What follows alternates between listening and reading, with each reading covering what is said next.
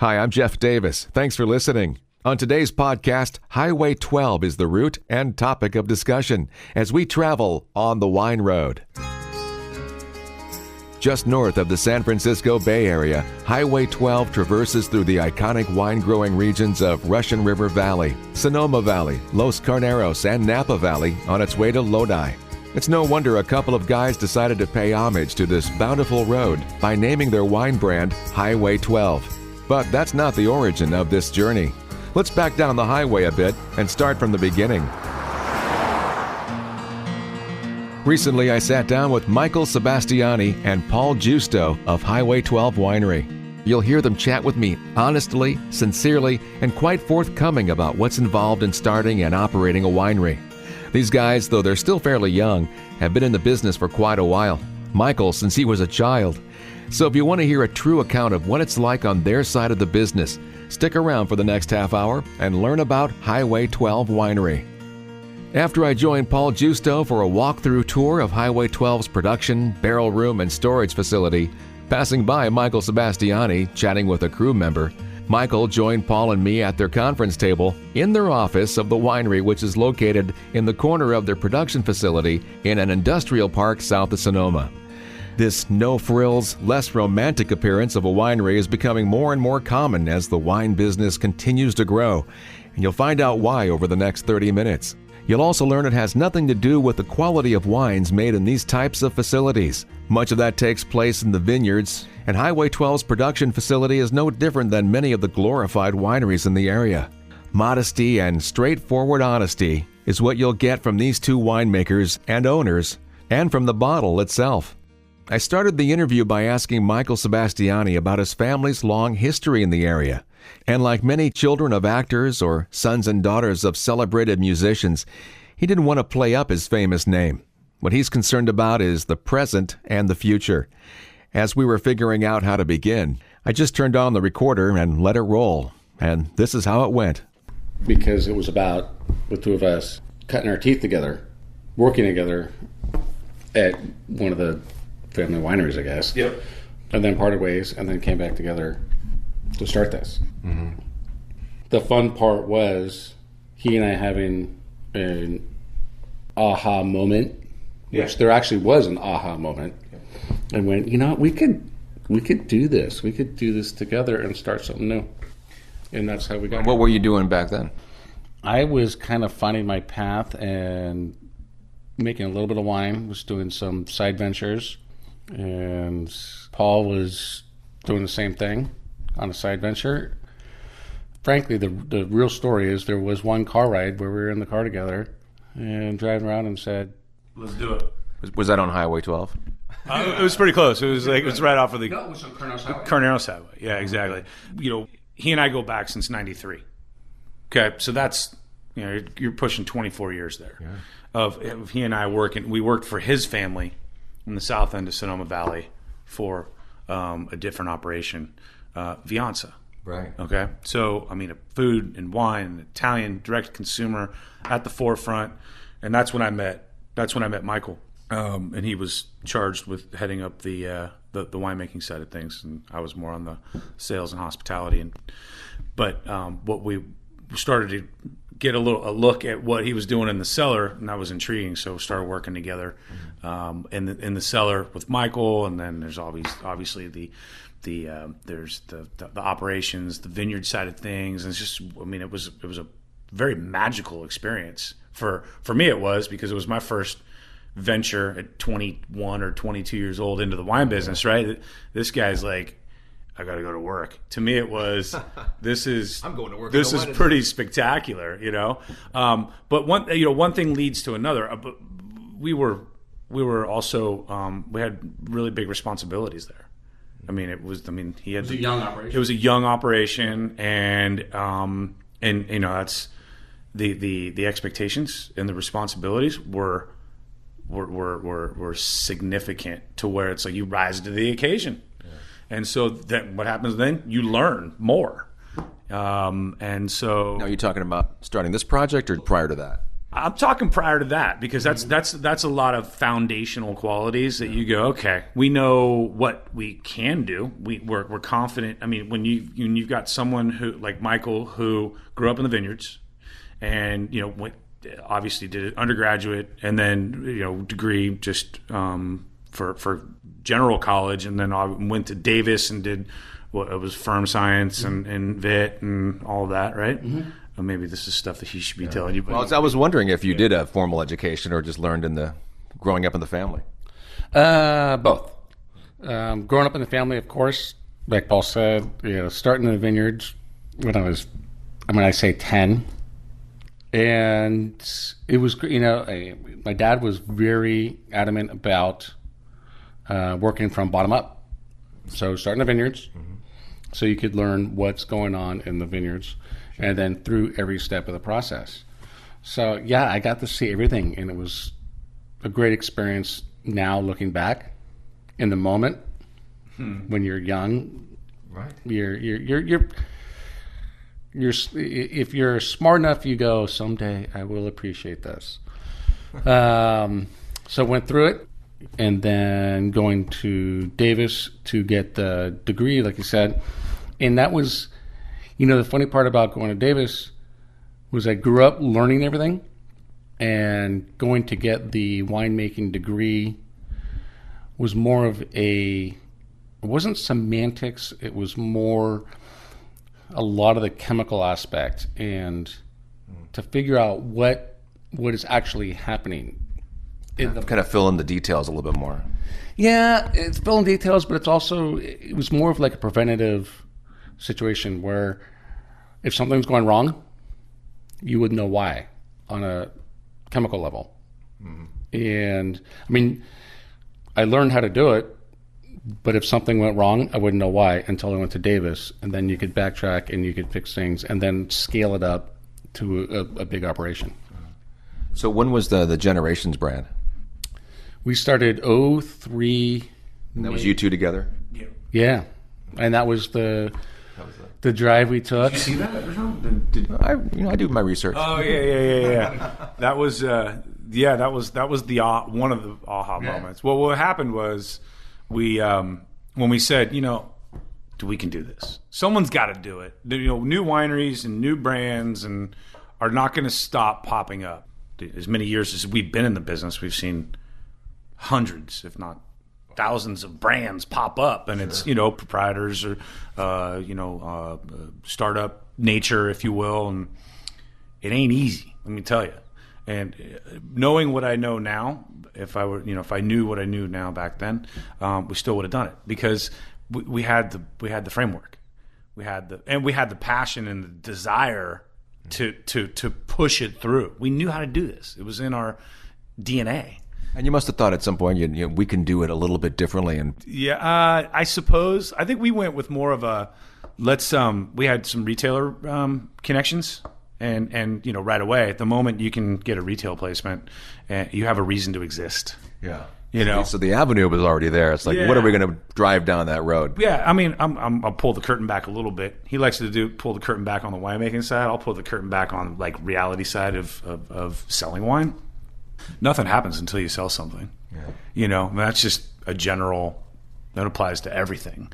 Advertising in the radio world, right? I mean, there's your revenue drivers, right? Got to do it. But so it was that delicate balance of like putting our business together and the fundamentals, and we had the backbone taken care of. We could make the wine. We have our grower sources. We got our vineyards. And when you're making wines for 10, oh no, longer than that, 10 to 15 years from these same vineyards, and you just point them into your program now. I mean, essentially, the previous flavor profiles and styles became our styles as Highway 12 Wine. But the difference was we were Generations of Sonoma. That is our company name. But when we came out with this little label called Highway 12, and we bottled the first one in 2006, a 2004 vintage, single vineyard Bordeaux blend, equal parts Cab Franc, Merlot, and we still do it. We did 650 cases of it, and that was it. Here it is, and it was like, what's this Highway 12 thing? Well, then the story takes on a whole. I don't know if you have enough tape for that. Well, so the question really was, why not? Well, why not? It was more of, I guess it would be a why not. You have everything at your disposal. Yeah, you need a bankroll too, but you figure that out when you put a solid business plan together. I mean, back then we were Still working on we were we were Ongoing. we were young. At least we thought we were young, but like Paul, like you always say, we cut our teeth together, and I think that was a big step for us to come together. When we did it together, we got to see a lot of face to face to the customer and see what they want and learn what they want. And instead of just making a wine to say this is what it's supposed to be like and you're supposed to like this, we learned that, you know what, it's kind of like a restaurant.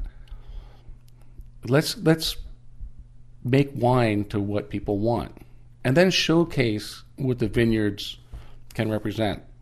So when we first started the project for Highway 12, the original wine, third, Cab Franc, Merlot, we did it because we wanted to showcase the vineyard, but also realized what people want. And if you're making a wine that people don't like, but you're saying this is what the vineyard represents, you're kind of contradicting yourself. So we worked with the vineyards that he and I worked with, selling wine for 10 years.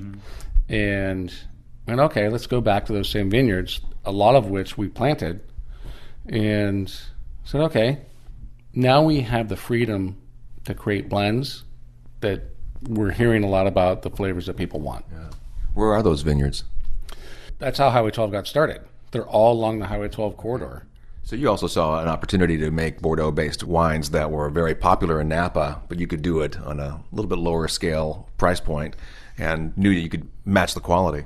Absolutely. You kind of hit the nail on the head there. I think what made us relative out of the gates was obviously our experience, and we've talked plenty about that, but then also the grower connection, the multiple vintages in the vineyards.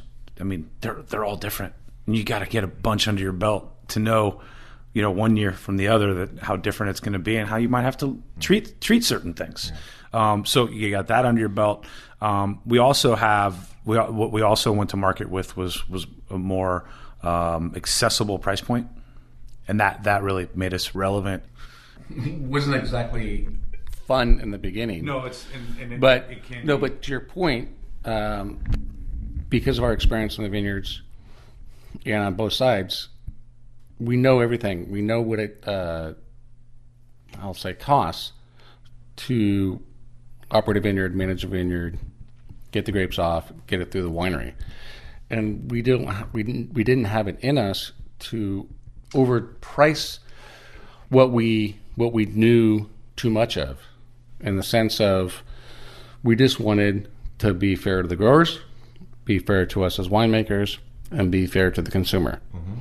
And that price point has stuck with us for almost 2 decades now, and it's been appreciative, and I think that's why it's a big piece why we're able to still be around. Yeah, Certainly lends to your success, for sure. Yeah, I mean, we don't have the caves, we don't have the rose garden, we don't have the tents and the wedding grounds, and nor do we buy 100% French oak new barrels every year. We do buy new oak, and we have a combination of American and French, but we treat our barrels well, and we get our oak influence that we want for our wines. I mean, just the cost of operating is staggering when you start adding it all up.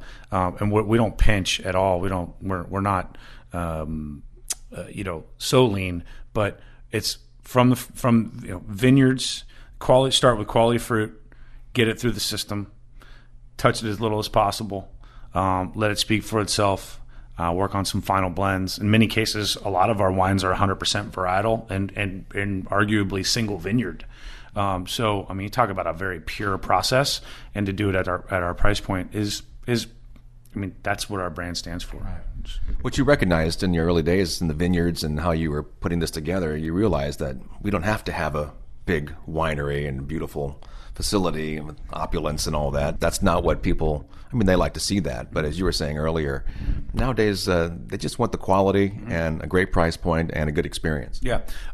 We want to be, you keep using the word relevant on a Tuesday night for somebody, relevant on a Thursday night, a Wednesday, a Thursday. And then when someone's having a blowout barbecue or having a baby shower or something like that, we're also relevant on a Saturday when there's 50 people over at somebody's house having a party, because we're accessible and the wine quality, it's great.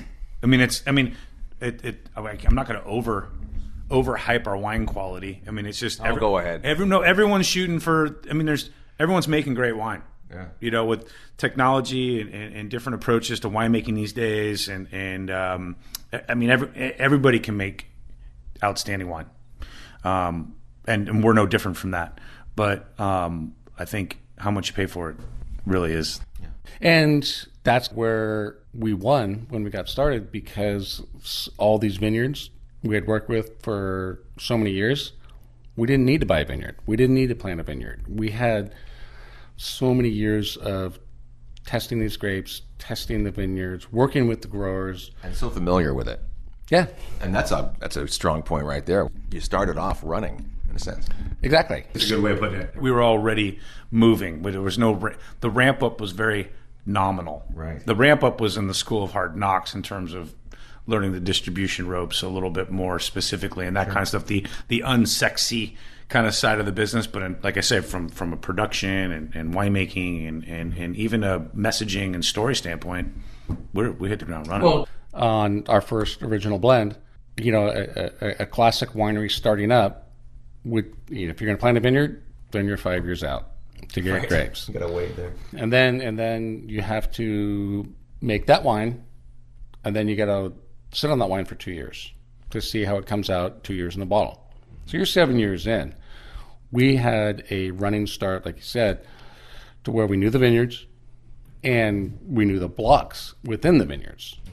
So we already specified the blocks and the blends that we wanted. So when we came out of the gates, the wine was already done. We didn't have to do the initial investment of research on the vineyards, research on the blocks, research on the clones, research on how it's going to age. Was there a buzz in the industry, especially with the retail, that, hey, these guys are working on something and it should be coming out soon? Or when you first announced it, was it like, oh, wow, let's... Want me to take that? Yeah. Okay. We never really announced anything. We just kind of started to exist. We didn't come out with a lot of fanfare. We're not fanfare guys. And actually, while you were making your point there about, I think ego is something that everybody innately has an ego. It's just a matter of how much you showcase your ego. We don't showcase our egos. So it's ironic. I mean, I'm still, after all these years of running this business, getting the business started and then getting it off the ground and then hitting tremendous growth spurts and then stabilizing and then really getting things consistent, right? And a going concern is what the banking industry likes to refer to it as. I don't think we've really ever come out to the world. We're out there. Well, I don't know you can use this interview as you're coming out. Yeah.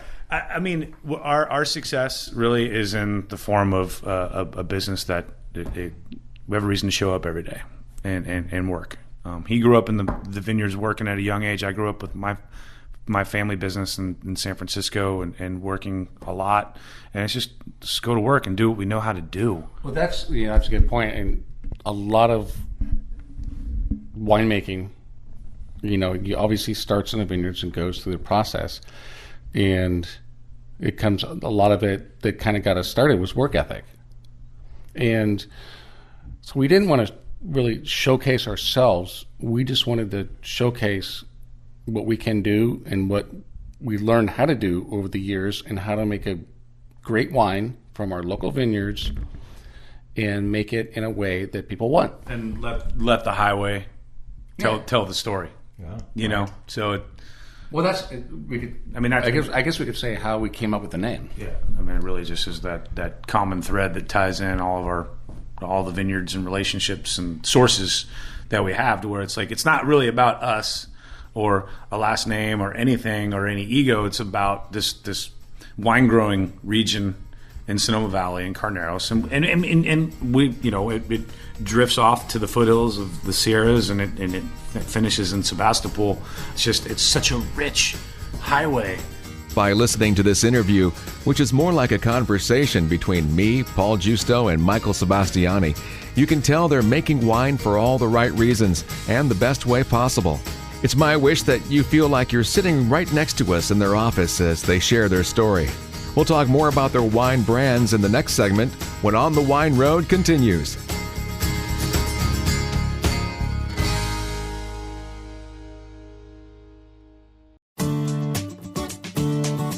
Welcome back to On the Wine Road here on KSRO. I'm Jeff Davis. I'm visiting with Michael Sebastiani and Paul Giusto of Highway 12 Winery. If you're just tuning in, you'll find this is more of a conversation than an interview. They've been telling us about how they got started, keeping it real, and how much they appreciate the Sonoma Valley Corridor. Now, Michael shares how they came up with the name. We did have difficulty in the beginning where we actually made the first blend without a name. Yeah. And went, how do we name it? And then one of our partners said, well, you know what the funny thing is? Every vineyard is connected by Highway 12. And it made perfect sense. You guys certainly utilize that in your website. I love some of the writings you have about that corridor and what a beautiful location it is and what it provides. It is a great avenue to align yourselves with. Yeah, we're not reinventing the wheel, right? There's 150 plus years of winemaking in Sonoma. I mean, it's the birthplace of the California wine industry. Mm-hmm. It's those that were before us that kind of laid the ground, and we're just continuing on with this privilege or legacy that, fortunately, there was some foresight back in the day. Starts with Bonded Winery number 1 right up the street. And we think about that every day. It is a privilege. And we're lucky to be in a great spot and lucky to be able to do what we do. And not take it for granted. You know, coincidentally, all these great restaurants, which Food and Wine kind of was a new concept back in the early 80s.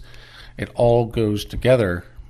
The growers, the winemakers, the restaurateurs, the chefs, everybody's kind of on the same page. We all got the same plate around here. And we all fight Mother Nature, or we all work with Mother Nature, I guess. And we're all in the same boat. It's a big force that's moving and growing together and and going in the right direction, I think. Mm-hmm. No question. We have a presence on the Sonoma Plaza. That's where our tasting room is. That's where our hospitality center is, if you will. Sonoma specifically. Sonoma is the city of Sonoma and the greater Sonoma Valley, from Carneros up to, Rincon Valley, if you will, where we draw where the Appalachian draws a line, is rich. I mean, and tiny. It's a very concentrated area of goodness, and there's enough for everyone to go around and have their spot, do what they do, but still remain distinct. And we just happen to take the highway as our moniker, but we feel. I mean, I said privilege before, but there's also a responsibility that we take very serious. You treat it with respect. Absolutely. I mean, you talk about the website. I mean, it's all about respect. It's respecting, obviously, the vineyards, respecting Mother Nature, but respecting our relationships, respecting our partners and the whole process, and our customers. We love our customers. Sure. Well, to that point, of course, it's a business, and we all work together. We also all live together. We see each other almost drop off at school. Almost in every stores, and it's so it's a very community oriented food and wine business, and very supportive of one another. That's what I like about this business. Yeah, we are for sure. Let's talk about the wines a little more. We were discussing the lower price point earlier, but you do have wine for every consumer out there. Your Highway 12's kind of in the middle, I'm guessing. You have your Carneros Highway, and then the Highwayman, which I love the look And actually, I like that line on the website about the Highwayman.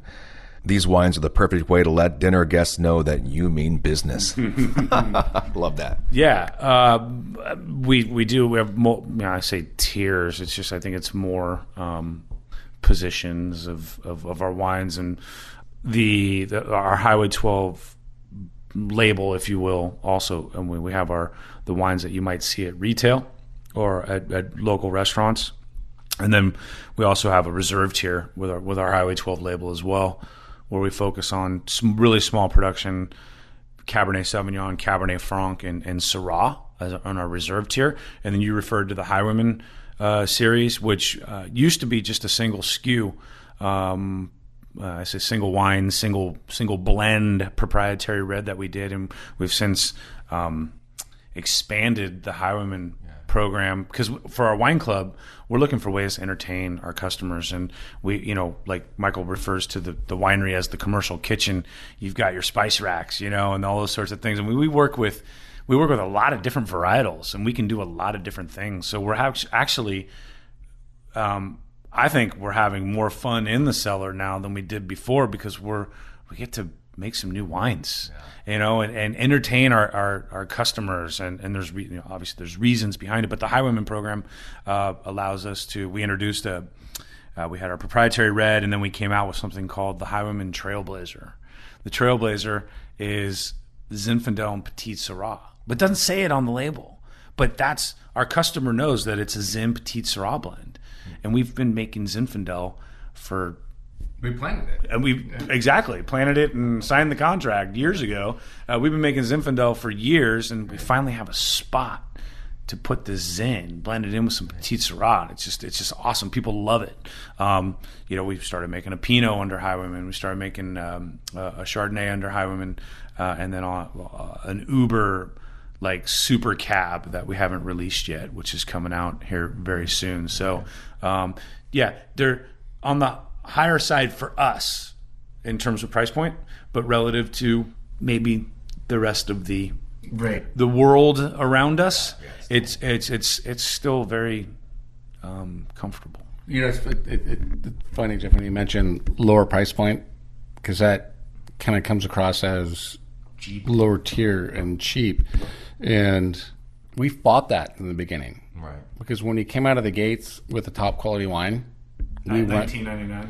Yeah, we went, okay, we know each step, we know the growers, we're fair to everybody along the way and wanted to be fair to the consumer.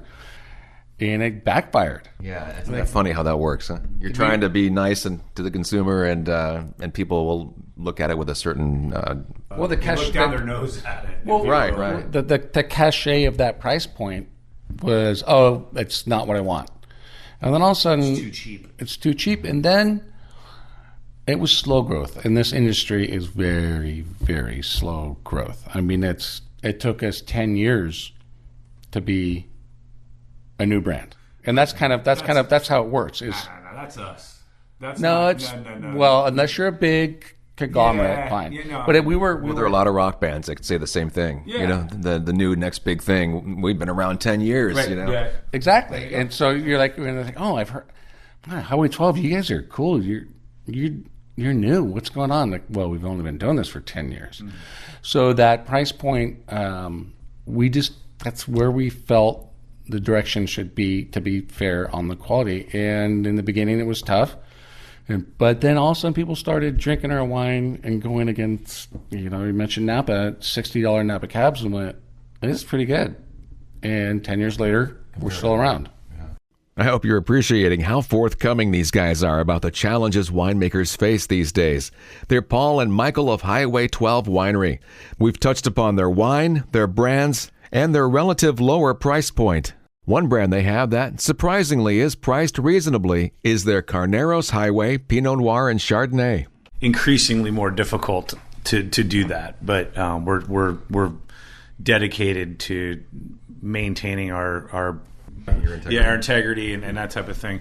I was going to say though, regarding price point, I think what our brand says and how our wines come across to the consumer really takes on our personalities. We finally in my opinion, and Michael will probably agree in some way, shape, or form here, but my opinion is that we finally are comfortable with who we are and what we do and why we do it. That's funny because I was thinking that too. That image was in my head when you were talking about that. You're wearing your comfortable jeans. You're wearing your hoodie here. But so I can see how you guys are like, we don't need a big winery. We don't need the opulence, and it's not us. And why bring on the cost? Well, because that's not going to change the quality of the wine. So yeah, we focused everything and all of our energy into the wine. Tell me about the your production now with the 3 different labels. Well, I'll start top down. That's the easiest way to go. I mean, our Highwayman program is, roughly 250 to 500 cases per varietal or wine. Our reserve wines that we spoke about, the Highwayman wines are reserve wines, but our Highway 12 labeled reserve wines, Black Label, Silver 12, Cab Franc, and Syrah are anywhere from 250 to 300 per wine. And then our Highway 12 label, call it our white label, Highway 12, where we produce a Sauvignon Blanc, a Cabernet Sauvignon, a Chardonnay, a new soon-to-be released Merlot, and then we have 2 blends under that label as well. That's our driver, if you will, in the neighborhood of 25,000 cases. And then we have our separate program, the separate label, Carneros Highway, which is represented by Chardonnay and Pinot Noir, the 2 synonymous grapes with the appellation, in the neighborhood of 10 to 15,000 cases for that program as well. That's larger than I would have expected. And interestingly, we were talking a little bit earlier about them. But I wanted to make a point there too. Sorry, I want to make a point because our Highway 12 wines that you might see out there at retail are, and this is why we are where we are today, and like existing as a business and still have a reason to show up every day, is that our Sauvignon Blanc is all Sonoma Valley, but you can get it for $13.99 out there. I mean, it's 2 vineyards in Sonoma Valley, one on the southern end, one in Kenwood. Our Sonoma Red Blend is predominantly Ceres Ranch. I mean, it's Merlot, it's Cab, it's Syrah, it's Petit Verdot, it's Malbec, it's Cab Franc. It's like our most popular blend that we have. It's arguably, I mean, we might blend in a few other things, but it's 100%, almost 100% Sonoma Valley. We put county on the label, but we could put Valley on the label. Our Merlot that we just produced is 100% Sonoma Valley, single vineyard, but doesn't say it on the label. So the quality, the specificity or directness of wine, of what we're delivering from vineyard to bottle at the price point that people can get it either on the shelf or by the glass at a restaurant, it's pretty cool. Yeah, that's pretty cool. Making a high-quality wine and keeping it as affordable as they possibly can. Prior to recording, Paul and I were talking about the millennial generation and how a lot of people are saying they're adding quite a boost to the wine industry and will in future years. The topic came up again while recording, and Michael had this to say. When we started, Paul's a very good golfer. I think he said 9-iron back in the day. Maybe it's a driver now. Paul's driver off the tee could hit every vineyard off of Highway 12. That could be a fun promotion. Gosh. One thing that goes away when you're in the wine business and as co-founders and operators is your golf game. Right. So if my golf game comes back, that means our business is probably not doing that well. Or you're near retirement. Right. Or it's doing really well. Yeah. But you talk about millennials, and on the opposite side of the millennials are the boomers. And we have to give massive props to the boomers because they have been our customer since we started.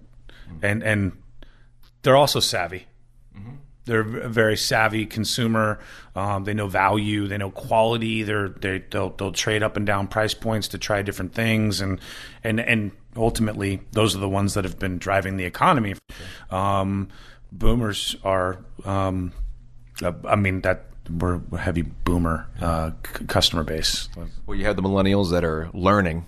Yeah. And they're trying to figure it out. Yeah. And they're going after it. Right. But the boomers, they know what they like, they know what they want, they know what they appreciate. So you need a good balance of both. Right. And so what's right in the middle? Our generation. And it's like, I don't know. Well, I think we're so close to it that we don't even know, what our generation is doing. We're busy raising families and running businesses, or, Like you said earlier, it's so hard because there's so many wines out there now, with technology and winemaking and viticulture in the vineyards.